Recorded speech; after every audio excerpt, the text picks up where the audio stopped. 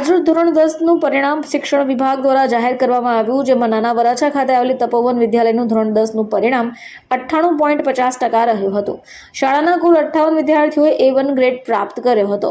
ગુજરાત બોર્ડનું ધોરણ 10નું પરિણામ જાહેર કરાયું, જેમાં સમગ્ર ગુજરાતનું 82.57% પરિણામ જાહેર થયું છે. સુરત જિલ્લાએ 86.75% પરિણામ પ્રાપ્ત કર્યું.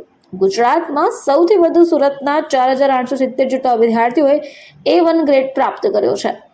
ત્યારે સુરતના નાના વરાછા ખાતે આવેલી તપોવન વિદ્યાલયનું 98.50% પરિણામ રહ્યું.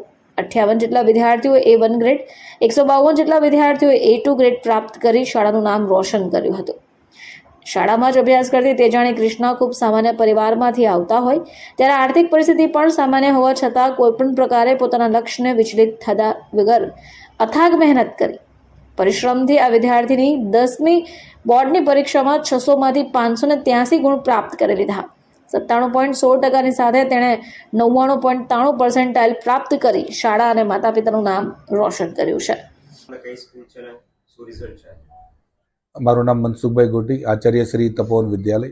આજરોજ એસએસસી માર્ચ 2024નું બોર્ડનું પરિણામ જાહેર થયું છે, જેમાં અમારી ગ્રુપ ઓફ સ્કૂલમાં 58 વિદ્યાર્થીઓએ A1 ગ્રેડ પ્રાપ્ત કર્યો છે અને 152 વિદ્યાર્થીઓએ A2 ગ્રેડ પ્રાપ્ત કર્યો છે. શાળાનું 98.50% પરિણામ રહ્યું છે અને ઘણા બધા વિદ્યાર્થીઓએ ઘણા બધા વિષયોની અંદર 100માંથી 100 ગુણ પ્રાપ્ત કર્યા છે. આજના ઉત્તીર્ણ થયેલા તમામ વિદ્યાર્થીઓને તપોવન શાળા પરિવાર તરફથી હાર્દિક શુભકામનાઓ પાઠવીએ છીએ અને આવનારા સમયમાં વિદ્યાર્થીઓ વિજ્ઞાન પ્રવાહ, સામાન્ય પ્રવાહમાં આગળ વધી અને રાષ્ટ્રના ખૂબ સારા એવા નાગરિક બની અને ઉમદા સેવા આપે એવી તપોવન શાળા પરિવાર તરફથી શુભકામનાઓ પાઠવીએ છીએ. ગયા વર્ષ કરતાં આ વખતે રિઝલ્ટ એકંદરે ઓવરઓલ સારું રહ્યું છે. ગત વર્ષ કરતાં આ વખતે પણ A1 ગ્રેડની સંખ્યા ખાસી એવી વધારે છે અને જે વિદ્યાર્થીઓ અનુત્તીર્ણ થયા છે એ લોકોને મારે એક જ બાબત જણાવી છે કે આ જિંદગીની છેલ્લી પરીક્ષા નથી. ફરી પાછો પ્રયત્ન કરી અને ફરી પાછા આગળ વધીશું. આવનારા સમયમાં પણ આપણે ખૂબ સારી એવી સફળતા મેળવી અને આપણી સારી એવી કારકિર્દી બનાવીશું. ક્રિશા વિનોદભાઈ, તપોવન વિદ્યાલયમાં અભ્યાસ કરું છું. ધોરણ 10ની એક્ઝામ આપી, ખૂબ સારું પરિણામ આવ્યું. એનો શ્રેય હું મારા શાળા પરિવાર, આચાર્ય શ્રી, શિક્ષકો, મારા પેરેન્ટ્સના સપોર્ટ બધાને આપવા માંગીશ. વર્ષ દરમિયાન ડેઈલી જે સ્કૂલમાં ચલાવવામાં આવતું એનું રિવિઝન ડેઈલી કરતી અને જે પણ કાંઈ કરી હોય એ શિક્ષકો દ્વારા સોલ્વ કરવામાં આવતી. સોશિયલ મીડિયાના જમાનામાં કેટલો કલાક અભ્યાસ કરતા અને સોશિયલ મીડિયાનો ઉપયોગ કરતા? નહીં, સોશિયલ મીડિયાનો બહુ ખાસો એવો ઉપયોગ નથી કરતી. બસ થોડો ટાઈમ, 10-15 મિનિટ. કેટલો કલાક અભ્યાસ કરતા? અભ્યાસ દિવસના મિનિમમ 5-5.5 કલાક થઈ જતો. શું આગળ શું બનવા માંગો છો? કઈ ફિલ્ડમાં લેવા માંગો છો? 11-12 સાયન્સમાં, એન્જિનિયરિંગ, IITમાં. બીજા વિદ્યાર્થીઓને શું કહેશો?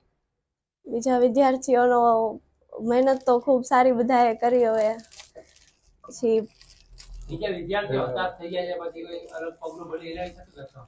નહીં, એવું ખરેખર કરવું ન જોઈએ. મારું નામ ડોબરિયા મહેલ અરવિંદભાઈ છે અને હું તપોવન વિદ્યાલયમાં અભ્યાસ કરું છું અને મારે 97% પ્રાપ્ત થયા. પરીક્ષા આપતા વખતે કેવો ડર હતો અને રિઝલ્ટ આવ્યા પછી કેવું ખુશી? પરીક્ષા આપવા જઈએ ત્યારે આ પ્રશ્ન પૂછાય એવા ગભરામણ થતી હતી, પરંતુ હવે અત્યારે સારું લાગે છે.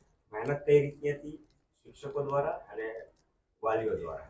શિક્ષકો અને વાલીઓ દ્વારા ખૂબ સારી મહેનત કરવામાં આવતી. જ્યાં પણ જરૂર પડે ત્યાં ગાઈડ કરતા હતા અને શિક્ષકો પણ જ્યાં જરૂર પડે ત્યાં અમને રિવિઝન કરાવતા હતા અને ખૂબ મહેનત કરાવતા હતા. વિદ્યાર્થીને એક જ સંદેશ આપવા માંગુ છું કે મેં સારી મહેનત કરશે તો એને સારું પરિણામ આવશે. આપનું નામ, કઈ સ્કૂલમાં અભ્યાસ કરો છો અને કેટલું રિઝલ્ટ આવ્યું? મારું નામ તેજાની કૃષ્ણા પ્રવીણભાઈ છે. હું તપોવન વિદ્યાલયમાં ભણું છું અને મારું રિઝલ્ટમાં 97.70% આવ્યા છે. વર્ષ દરમિયાન કઈ મહેનત થઈ અને શિક્ષકોને વાલી તરફથી કરી? વાલીઓએ મારી પાસે ખૂબ મહેનત કરી છે અને એટલી જ મહેનત શાળાના દરેક શિક્ષકે કરી છે. પિતાની જેમ દરેક વસ્તુ પાછળ પડીને મહેનત કરાવી છે. જ્યાં સુધી થાકી ન અમે જાય ત્યાં સુધી મહેનત કરી, પણ ત્રાસ આજે સારો લાગ્યો. દિવસ દરમિયાન કેટલી મહેનત કરતા હતા અને સોશિયલ મીડિયાનો ઉપયોગ શું હતો? 20-25 મિનિટ તો જોવ જ છું ફોન અને 4-5 કલાક ભણું છું. બ્યુરો રિપોર્ટ, ચેનલ આઈ વિટનેસ.